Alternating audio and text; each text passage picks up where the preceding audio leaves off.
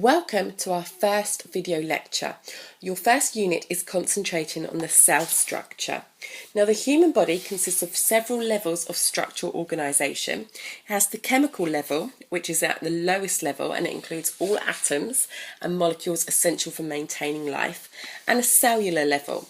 Now, molecules combine to form cells, and the cells are the basic structure and functional units that make up the body. There are many types, such as nerve cells, blood cells, and muscle cells. Now, each type of cell has its own specialised structure and function, but they all have the same general feature. The cell is surrounded by a cell membrane, which we're going to be looking at in more detail shortly. There are a number of components within that cell membrane that serve a particular function, and these structures are called organelles. So what a cell is made up of? It's made up of protoplasm. It's a slightly opaque colour-like jelly liquid, and it's 70% water plus organic and inorganic salts, carbohydrates, lipids, which is a fatty substance, then you have amino acids, which are obtained from proteins. So we're going to be looking at the cell membrane in more detail. It's a fine semi-permeable membrane which is made up of protein threads and lipids.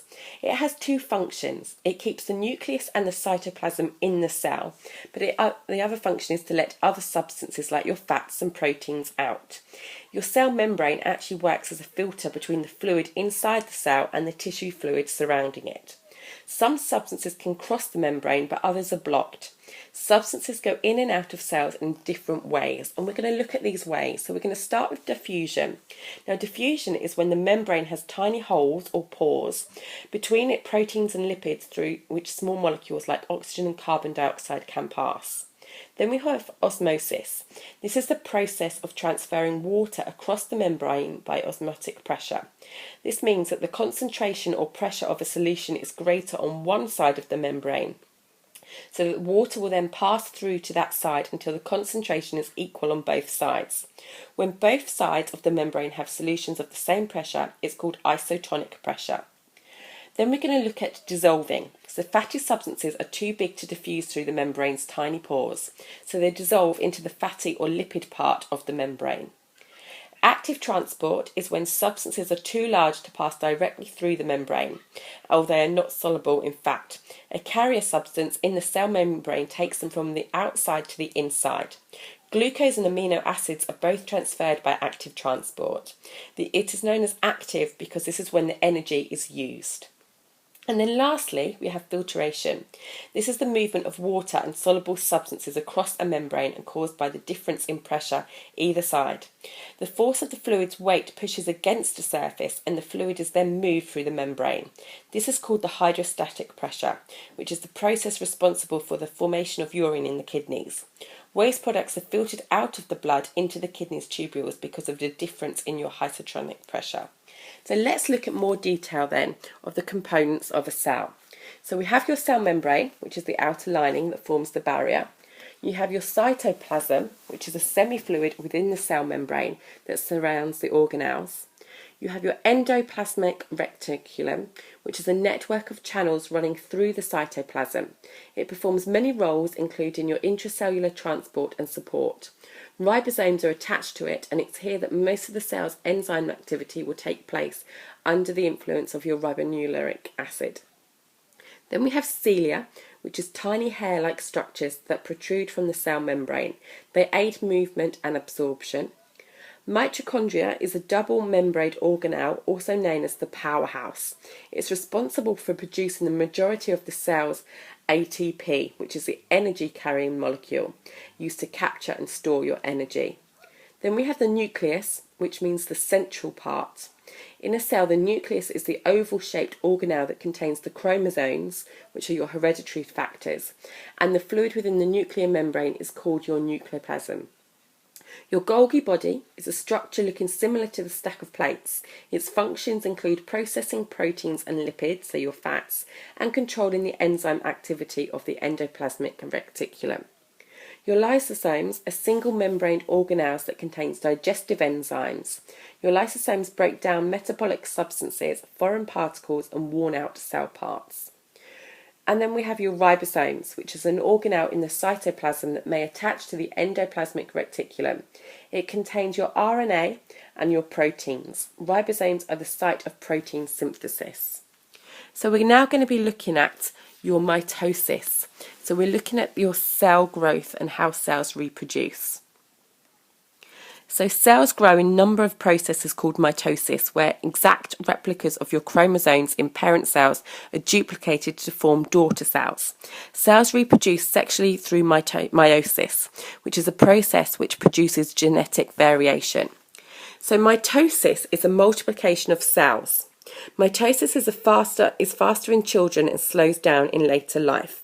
There are 4 main stages of mitosis, during which the cells actively divide and have one resting stage. So let's break it down. So your prophase, the centrosome divides into 2 centrals. These move away from each other, though they are still joined by the spindle-like threads of the centrosome. Towards the end of the prophase, the chromatin in the cell's nucleus shortens and thickens, and it forms into the visible pairs of rods called your chromosomes. Each chromosome consists of 2 chromatids, and they are joined by a centromere. The nucleus then dissolves. The metaphase is when the nuclear membrane of the nucleus disappears, and the chromosomes arrange themselves at the centre of the cell, each attached to the spindle by the centromere. By the end of the metaphase, each individual chromosome can be seen distinctively as 2 chromatids are starting to pull apart.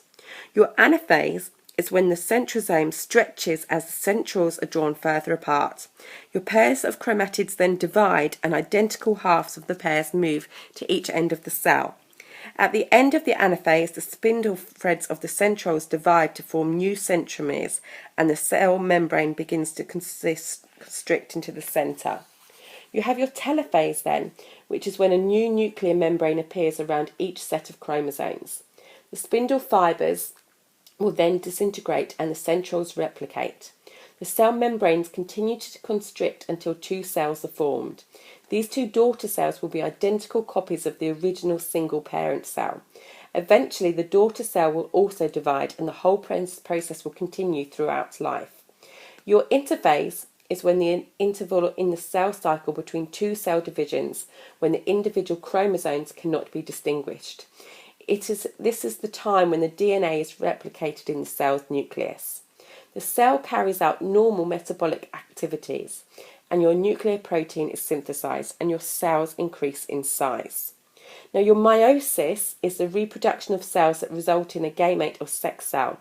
In the first stage of meiosis, the centromeres do not split, and so the whole chromosomes move to the opposite poles on the spindle. This results in daughter cells with half the number of chromosomes of the parent cell. So in humans, it's 23 chromosomes in the male sperm and 23 chromosomes in the female ovum. When a male sperm fuses with a female ovum, a zygote with 46 chromosomes is created. If the halving didn't occur, doubling of chromosome numbers would result in each new generation. The zygote will divide by mitosis, and the organism that results from the cell division is an embryo which develops into a fetus. So let's finish off then by looking at your cell's function. So what does a cell actually do? The human body is made up of cells which forms your organs, tissues and fluid. Blood, for example, is a liquid tissue made up of several types of cell. What a cell does is reproduced on a larger scale throughout the body and throughout human life. So we're going to be looking at the functions. Movement, which is when whole cells like blood cells can move, and part of the cells move by the cilia of ciliated cells, but they only move in one direction. Respiration is controlled absorption of oxygen that combines with nutrients. Sensitivity, cells are able to respond to stimuli. Growth, cells grow and repair themselves by making protein. Reproduction, excretion, so waste which might be harmful in the cell, such as urea or carbon dioxide, is removed. And metabolism, which is the chemical reactions that occur inside the cell. Join us for your next video lecture to look at your skin structure and tissues.